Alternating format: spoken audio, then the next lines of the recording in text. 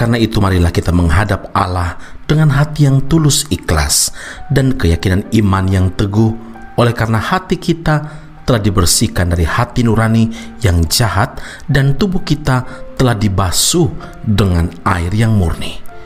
Saudara yang terkasih, kepada jemaat di Efesus, Paulus menegaskan bahwa hidup kekristenan adalah sebuah perjuangan melawan kuasa-kuasa gelap dan tipu muslihat iblis.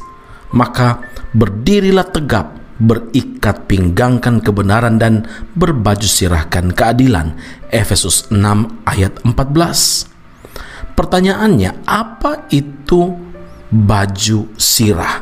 Baju sirah adalah baju yang dipakai untuk melindungi dada prajurit dari serangan musuh.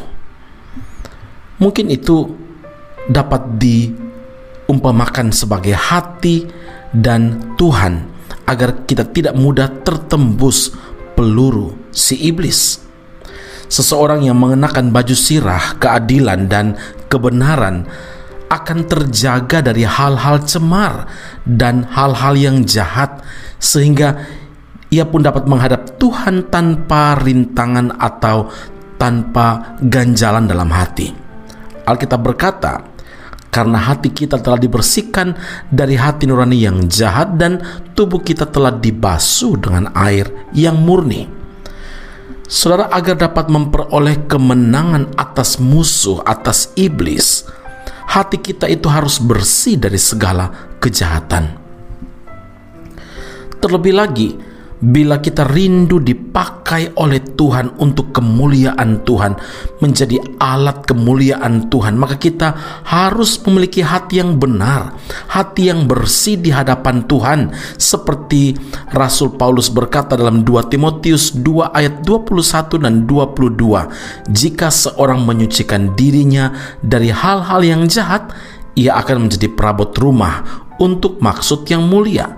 Ia dikuduskan, dipandang layak untuk dipakai tuannya, dan disediakan untuk setiap pekerjaan yang mulia.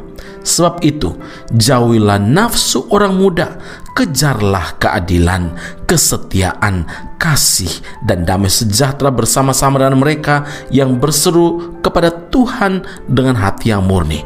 Saudara, hati merupakan sumber segala sesuatu, sumber berkat, boleh juga menjadi sumber kutuk. Hati dapat memancarkan kehidupan atau juga kematian. Matius 15 ayat 19, karena dari hati timbul pikiran jahat. Jadi saudara, jika hati tercemar dan memancarkan air yang berpolusi, air yang keruh, sanggupkah dia menyegarkan jiwa yang dahaga? Tidak mungkin. Karena itu, untuk dapat memberi kesegaran jiwa-jiwa, tentu perlulah hati kita dibersihkan setiap saat oleh darah Kristus yang kudus, sehingga segala noda hilang. Dan melalui firman Kristus, hati kita akan diperbaharui setiap saat. Mazmur 73 ayat 1 firman Tuhan berkata, Allah itu baik bagi mereka yang tulus hatinya, bagi mereka yang bersih hatinya. Amin. Mari kita berdoa. Bapa di surga, kami memuliakan nama-Mu. Tuhan, pelajaran penting kalau kami mau dipakai oleh Tuhan, mau jadi saluran berkat, maka kami harus punya hati yang murni, hati yang bersih. Hari ini Tuhan, kami berterima kasih untuk firman Tuhan yang kembali Engkau nyatakan kepada kami bahwa peperangan kami dengan dunia ini adalah peperangan dengan kuasa jahat.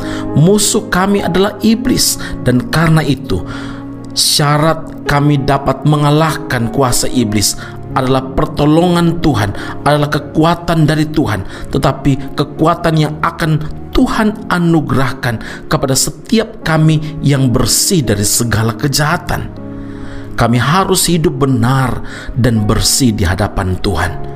Terima kasih Tuhan Yesus, kami menyadari bahwa hidup kami harus benar-benar ditaklukkan, dibersihkan, diperbaharui oleh firman Allah, sehingga kami berkenan untuk menjadi saluran berkat, pancaran kasih Tuhan, sinar kemuliaan Allah dari hidup kami dialami oleh semua orang yang berada di sekitar kami, dan semua harus dimulai dari hati yang tulus ikhlas, hati yang kudus, hati yang murni. Kami menyadari bahwa saat ini Tuhan ingin kami, pakai kami, supaya kami menjadi alat kemuliaan bagi nama Tuhan. Kami berterima kasih karena Engkau selalu baik bagi setiap kami yang mempunyai hati yang tulus dan bersih di hadapan Tuhan. Engkau Maha mengetahui, Engkau Allah yang menyelidiki hati kami. Kami bersyukur muliakan nama-Mu di dalam Kristus Yesus Tuhan dan Juru Selamat kami yang hidup. Kami berdoa mengucap syukur kepada Bapa di surga. Haleluya.